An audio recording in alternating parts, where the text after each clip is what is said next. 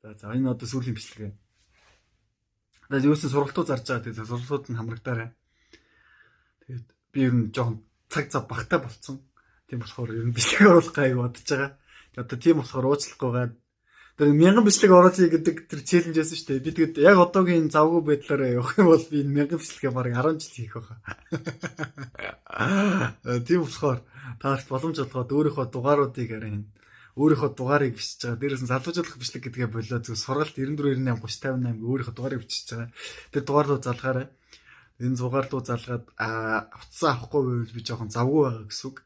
Гэтэ та нар энэ дугааруудаар дамжуулаад энэ дугаарлуу залгаад надтай уулзаад миний ярьж байгаа зүйлсийг үнэн гэдгийг яг миний намнаас сонсох боломжтой. Яагаад тэгэхээр энэ зүйлийг би та нарт заахын тулд бас 8 жил 8 жилийн турш бас хүний үзээгүй зүйлсийг үзэж тоолсон. Хотолч биш. Би яг жижигхэн зовлонг ерөнхийдөө гэхдээ яг таньдаг хүмүүс ч мэдчихэж байгаа. Би нэг даарлаа гэдэг үү. Өслөөгээд бас нэг өслөөч гэж нэг гомдолтой хүн биш байхгүй юу? Ингээд хоолгүй яваад би хоолгүй яваал юм. Яг таньдаг найзуудаараа тоглоод ч юм хэлдэг болохоос ш. Тэ? Өслөөгээд нэг өсөй гэдэг үү, даарлаа гэдэг нэг даарлаа гэдэг үү, тийм хүн. Гэхдээ яг би зовсон гэж хэлж ивэл тодорхой хэмжээнд надад хэцүү зүйлс тохиолж исэн гэсэн үг. Тэр нь гэхдээ би өөрөө зөв зүйлийг ойлгочоо тэр ойлгосон зүйлээ бусдад ойлгуулж чадахгүй байх айгүй хэцүү байсан.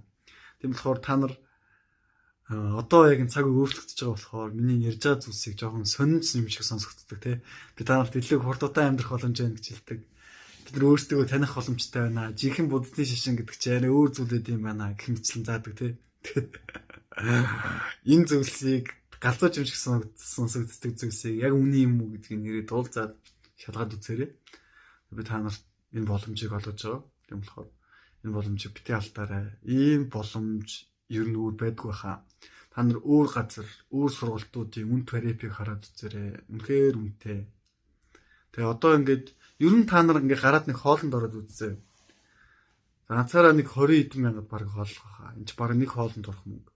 2 гуруулаа явж ивэл 50 60 мянга 100 мянга хэдэн төгрөж болох юм тийм үстэй.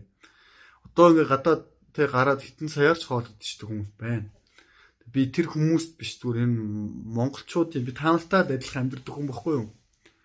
Тэгээ ингээд мөнгөтэй үедээ мөнгөгүй үедээ мөнгөгүй гэхдээ аль ч үдэн сэтгэлээр унддаг юм. Хичээ зүтгэлтэй явдаг тийм хүн. Тийм болохоор та нар сүсгээд байгаа зүйл юм бэхээр мөнгөгүй байж болно. Гэхдээ та нарт 25 мянган төгрөг байхгүй гэж худлаа ярих хэрэггүй. Орчин үед тийм хүн байна гэж байхгүй. Тийм болохоор тэг эсвэл ядч нэг цагийн ажил хий. Тэр цагийн ажил чинь доор ээж нэг 30 мянга 40 мянга 50 мянган цалинтай байгаа билгүй дээ. Нэг удаа амьдралынхаа өөрчлөлтөнд зориуллаа тий. Илүү нэг нь энэ ном бол дотоод өөрчлөлт илүү уртнаас эрүүл мэндэд чиглэсэн.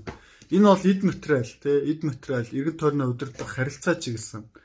За энэ бол мэдээж ойлгомжтой. Даавгийн ангилах нууц энэ дотны харилцаа эсрэг хүртэндээ таалагдах. Эсвэл тий өөртөө итгэлтэй байдал руу чиглэрсэн тийм 3 төрлөл юм байна. Энэ 3 чиглэл бол хүний амьдралын 3 үндсэн тулгуур мөн баггүй юу? Нэг нь бидний эргэн тойрны удирдахыг, харилцаануудаа амжилттай болгохыг, мөнгө төгрөгтэй байхыг хүсдэг. Гэтэ хажуугаар нь бас урт удаан амьдрахгүй бол, эрүүл байхгүй бол тэр зүйл чинь хог болно. За эрүүл байлаа, урт удаан наслалаа гэд тэ. Харилцаа амжилттай мөнгөтэй байлаа гэд дотроосоо дүүрэн биш, таашаалтай биш амьдрал.